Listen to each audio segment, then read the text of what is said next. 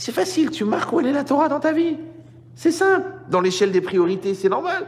Comme des gens mariés, ils viennent me dire, oui, comprenez, la budgéterie, le travail, le magasin, la LIA, l'investissement, les gosses, les copains, les copines, l'ambiance, le sport, la nature, la santé. Je dis, ouais, c'est super, c'est super. Mais là, ce soir, t'es pas venu pour renouveler ton abonnement à ta salle de sport. Non, je suis venu parce que ma femme, elle parle de divorce. Donc je te pose la question, puisque t'es venu pour ton shalom bayit, dans l'échelle de tes priorités, qui est très longue, où elle est ta femme.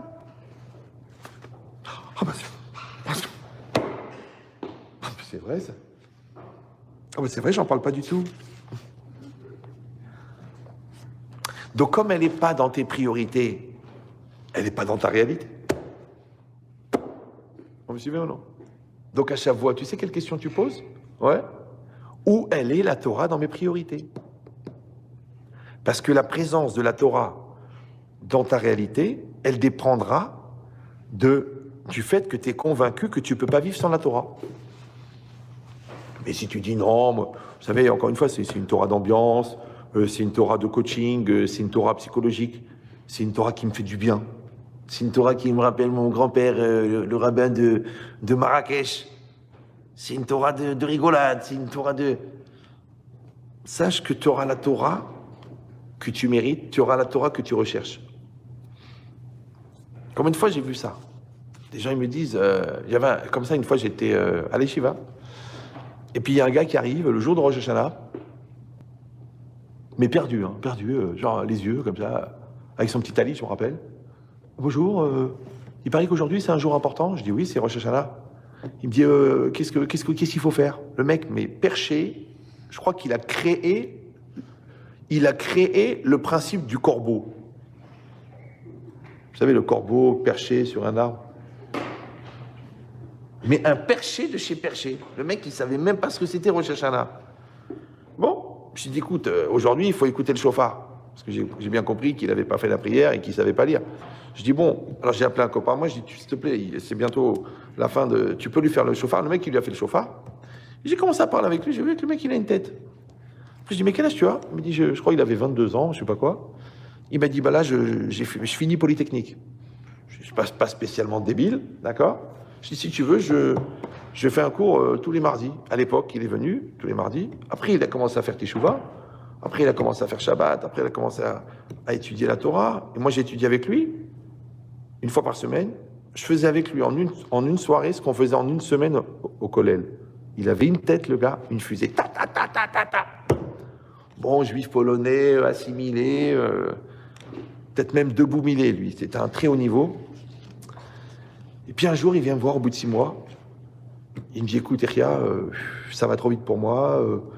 Toute ma famille, mes cousins, ils me disent, mais enfin, ça y est, t'es devenu un hétéro-écarta, t'es devenu un taliban, qu'est-ce qui t'arrive? Je comprends pas, faut être ouvert d'esprit, t'es encore jeune, tu vas pas rentrer au monastère. Bon, je dis, écoute-moi bien, JG, ça veut dire jeune jbel. Le gars, il habite à Anguin, la Shiva, elle a Épinay. Je fais, tu t'es baladé, tu t'es perdu, le jour de Rosh Hashanah. Il y a 6 synagogues. T'es tombé où? Dans une yeshiva. Dans la yeshiva, tu tombes sur un mec, moi. Moi, je t'explique des choses, t'as ta tête qui va péter un câble. Tu t'intéresses, tu apprends, et maintenant, tu me dis c'est trop pour moi? Je dis fais attention, tu sais pourquoi? Parce qu'on a la vérité qu'on mérite. Vous me suivez ou non? Parce qu'un autre, il va marcher dans la rue, il va arriver à Copernic. Tu cherches le compromis, il tient ses promesses. L'autre, il va arriver dans une synagogue sympathique. L'autre, il va aller au Bet Rabbah, d'ambiance. Chacun, la vérité qu'il veut, il va la trouver. Vous comprenez ou non? Mais la vérité que tu veux, tu l'avais avant de la trouver. Donc, tu démarres avec une soif. Si cette soif, elle est pure, tu vas trouver quelque chose de spécial. Si ta soif, elle est polluée par un besoin pressant, tu vas trouver autre chose. C'est comme quand tu rentres dans un magasin parce qu'il pleut. Il pleut, et t'as rien, t'as ta mise en pli qui va péter. Donc, tu rentres dans le magasin. Vous avez besoin de quelque chose? Oui, éventuellement. Tu mens, en vérité, t'as besoin de rien. T'es rentré dans le magasin parce qu'il pleuvait. Ben, c'est pareil. Peut-être t'es rentré dans la religion parce que t'étais pas bien, parce que tu voulais réussir ton bac, parce que tu cherches une fille religieuse. Pourquoi t'es rentré? Est-ce que t'es rentré? Écoute bien, hein. La raison pour laquelle tu es rentré, c'est avec ça que tu vas sortir. Et effectivement, le gars, il a lâché. Vous me suivez ou non? Donc il avait 21 ans, une tête, le mec, il aurait pu être Rosh Yeshiva, une tête de malade. Bon, et moi, je fais, évidemment, je fais ma vie. Et un jour, je fais cours à Tel Aviv. Le mec, il rentre. Je l'ai reconnu. Maintenant, ça fait 21 ans que je ne l'ai pas vu. Mais je l'ai reconnu. Bon, il a vieilli, tout ça. Et puis, il écoute le cours et tout. Puis, je vais le voir à la fin. Je fais, tu me reconnais pas? Il me dit, je suis pas très sûr. Il me dit, il y a 21 ans, à Épinay. Oh, il me dit rien. Waouh. Je fais, ok. On a parlé un peu. Je fais, alors, qu'est-ce que tu as fait, toi? Il dit, quand j'ai fini Polytechnique, je suis parti à Shanghai. J'ai été engagé par une très grosse banque. Après, j'ai dirigé tout un groupe. Et puis, bon, puis j'ai rencontré des gens. Puis, je suis resté 5 ans avec la personne. Bon, je ne l'ai pas épousée parce que, bon, c'était pas vraiment quelqu'un de chez nous. Et puis après, j'ai fait une autre, etc. Et puis maintenant, je suis revenu. Puis maintenant, je suis sur Israël.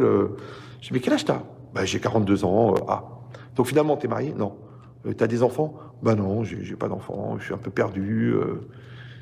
Bon, j'ai pas osé lui dire combien j'avais d'enfants parce que j'ai peur qu'il aille se jeter de la tour Azrieli, tu vois.